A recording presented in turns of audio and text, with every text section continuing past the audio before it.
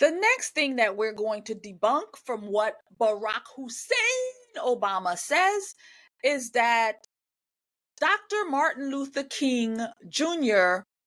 could have been maybe a not so good guy, not so good person.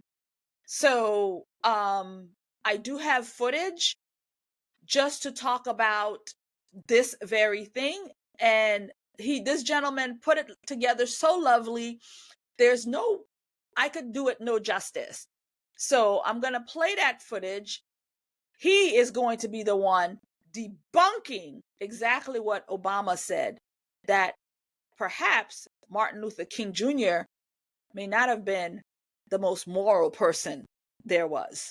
Put King and Kirk on the same footing is an erroneous thing to do. While Kirk actually lived out the values that he talked about publicly, Dr. King did not. We know that Dr. King was involved in orgies, he liked to sleep with prostitutes, and that according to his best friend Ralph Abernathy, he even beat up a few women. While Charlie Kirk believed in the fundamental tenets of the Christian faith and the virgin birth, that Jesus resurrected from the dead, and the literal existence of heaven and hell, Dr. King didn't believe in any of those things according to his very own writings. We also know that there was a philosophical difference between the two men when it comes to Marxism. Now, while it is true that both men denounced Marxism in public, unlike King, Charlie never advocated for redistribution of wealth, for social justice. These are things that King did advocate for. And so it's safe to say that when Kirk denounced Marxism, he was being honest and truthful, whereas when King denounced Marxism, he was being a deceptive liar. Finally, when King was assassinated in 1968, there were a flurry of riots that took place across the country, whereas it's now been a few days since Kirk's assassination and we haven't seen any riots at all. This is a testament to the truth and conviction behind the words that Charlie Kirk spoke compared to the sophistry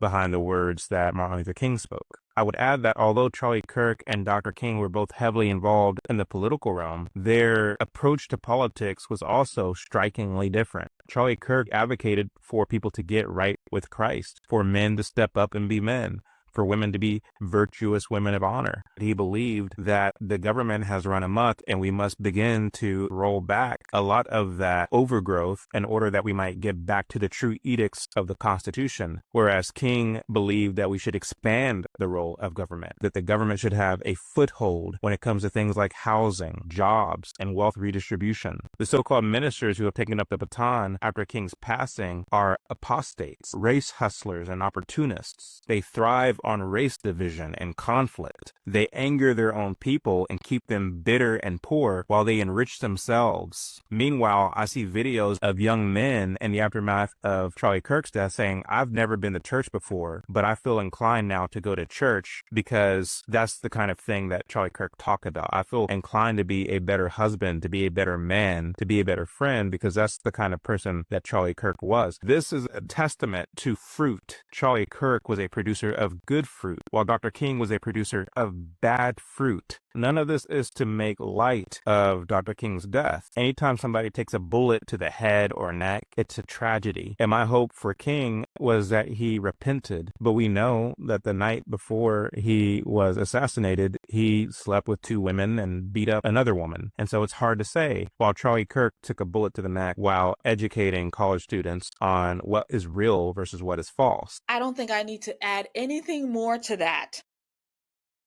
And some of that stuff I didn't even know.